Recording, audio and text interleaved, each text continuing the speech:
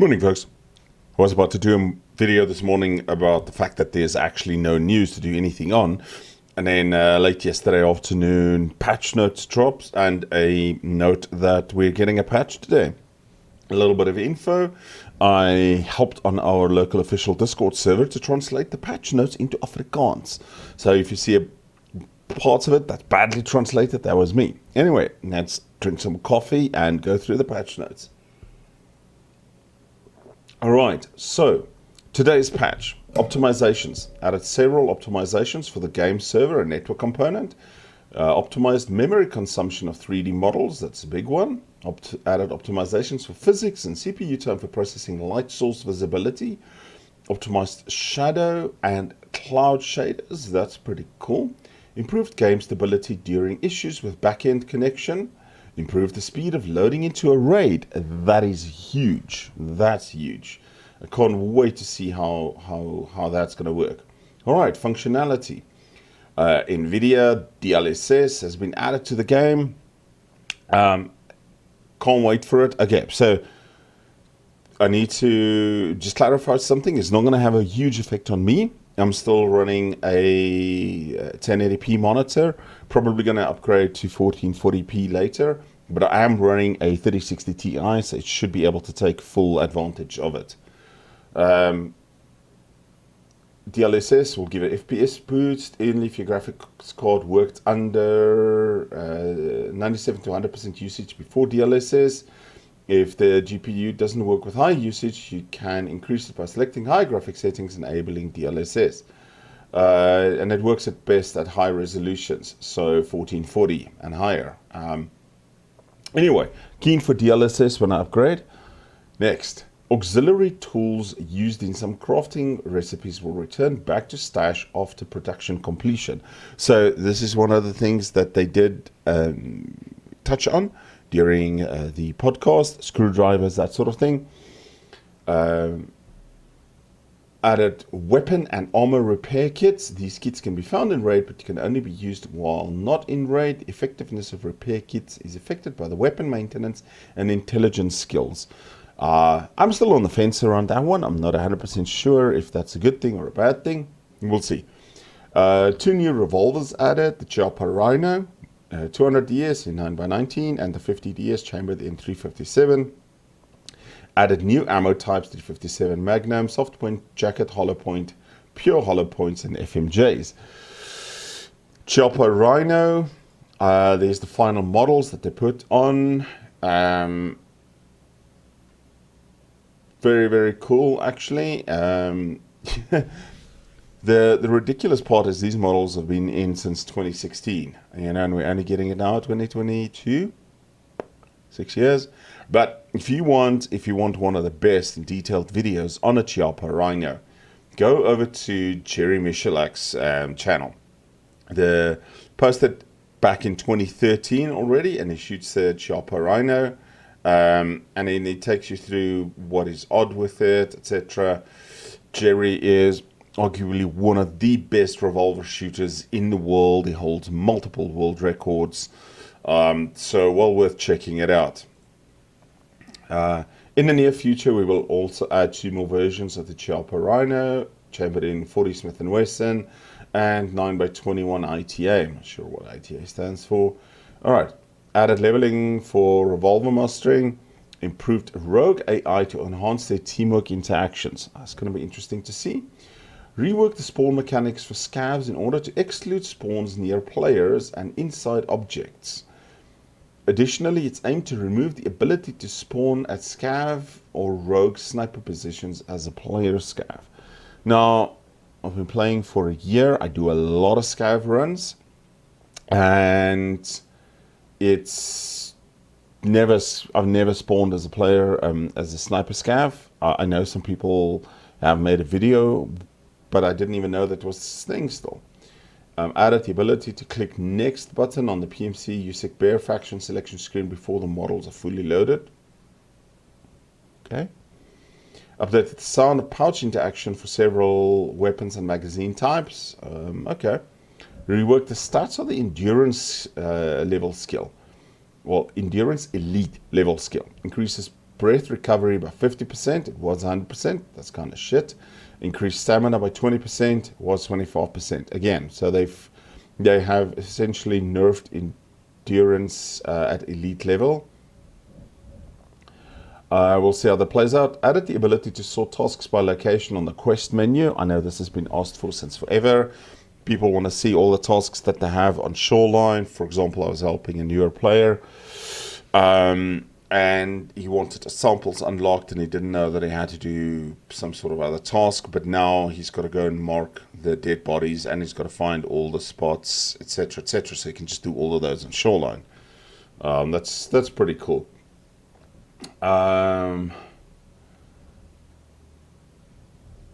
Added inertia for bots when accelerating and decelerating, adding speed settings for bots during stationary, turning, and running. Okay, so the AI has inertia. Cool. I'm going to rework the scav behavior mechanics on factory while players are fighting together.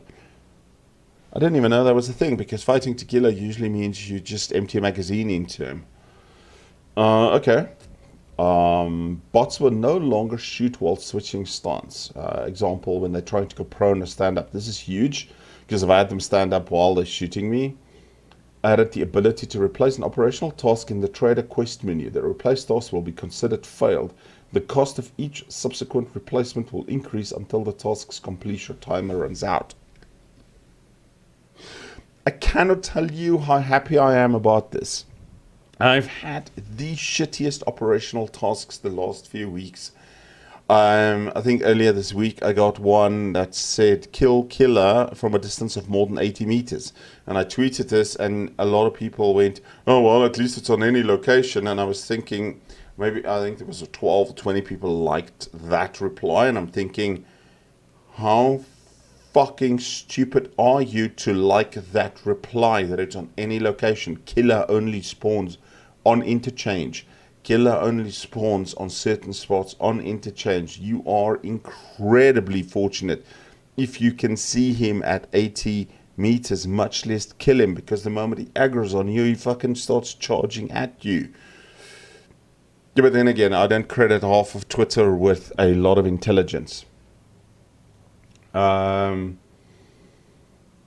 Disabled environmental sounds like wind or rain when loading into raid. That's pretty cool. Except on labs, it was always nice to hear the wind in those stairwells, so then you knew where you were spawning. Added a new type of operational task, elimination while using a specific weapon class like sniper or assault rifles. That's pretty cool. Added overheat ability for several weapon attachments. Yeah, it kind of makes sense. I mean, if you're overheating a barrel and you're doing this sort of the C-clamp hold, some of that heat is going to transfer onto the handguard. Okay, we'll see how that goes.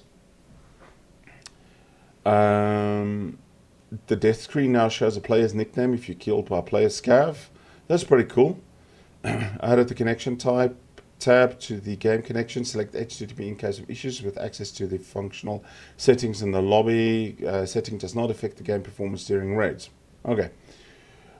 Fixes. Bots are now aggressive to player scavs again if they shoot at another player's scav. That's pretty cool. Cultist knife toxin durability now remains correct after it's picked up by another PMC. Added the night vision goggles, enable disabled sounds for other players. Okay, that's pretty cool. So if you're hiding in a bush and you go, and then other players can hear it. Control settings in a live client no longer reset to default if the player has the test client installed with different control settings. Never bothered me. I'm not an ETS player. Fix the possible interface freezes while interacting with the inventory and closing it by pressing the tab key. Okay, glue cars. Guards no longer stop shooting at players when switching weapons after Gluhar's death. I didn't even know a thing, because Gluhar's guards always kill me. Fixed visual water artifacts at the reservoir and lighthouse. Okay. Objects now correctly displayed in thermal visual Objects are now correctly displayed in thermal vision goggles with high values of resampling enabled. I think this was to counter the people buying the T7s and then they change their resampling, and then it outlines everybody. So maybe they're fixing that. Weapon mastering is now level corrected for the MT255. Bots now correctly decide to use prone positions when engaging a player. Okay. Bots no longer appear right in front of players in customs. That's big. Postman Pat task can now be finished correctly after completing all tasks. That's huge. I never had an issue with it, but I know some people had. Ammo no longer disappears from inactive weapon while unloading chamber with a hotkey immediately after swapping weapons. Okay. Fix some places on locations where the airdrop supply crate would get stuck. Seen a lot of this happen. It gets stuck on a building, or it would get stuck in a tree or on a lamp post or something. The next button no longer disappears if the player returns to the faction selection screen from the character. Okay, active headset sound effect no longer persists between offline raids. I never did offline raids except when I wanted to learn labs and one lighthouse video I did. So, okay. Low graphic settings no longer distort object textures while using night vision devices. Okay. Switch between tabs on the character screen now remains possible after deleting a plan map by a hotkey and buying a new one. A killer's name now displays correctly on the killed player's dog tag if they were operating a stationary weapon. Okay, so if you're using one of those grenade launchers or something. Okay, so that's cool. Fixed an issue with not being able to place multiple MS-2000 markers in one raid if the player performed other hand actions while placing the marker. Okay, so that's a task-related one. Shooting and environmental sounds no longer change after reloading in an offline raid. Okay. Informational loading screen banners now auto-switch again. I never read them. Bullet impacts on water now display correctly on customs. Okay, cool. Fix the aiming zoom for the 255 and 43 shotguns. All right. So, and then here's all the translations. I see at this time, they didn't do all the Afrikaans one isn't here yet. But okay, cool. So it's a huge patch coming. It's not the bosses that we expected, but I'm excited to re-roll some of my daily tasks so that I can actually have something to do. And then we will see when the bosses are released. I kind of hope that the bosses do get released on the slide here. It is Easter weekend coming. People will have a little bit of free time. I mean, it's a 4-day public holiday with us. We've got Friday, Saturday, Sunday, and Monday off. Yeah.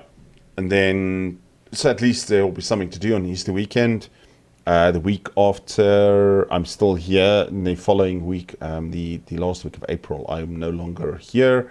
I will be gone for a week. My friend Defib and myself are shooting a long-range match, so we're looking forward to that. So yeah, all right, excited. The Chopper Rhino is going to be a meme for a couple of seconds, and then nobody's going to use it. Same as most other revolvers and stuff, unless you spawn with it as a scav.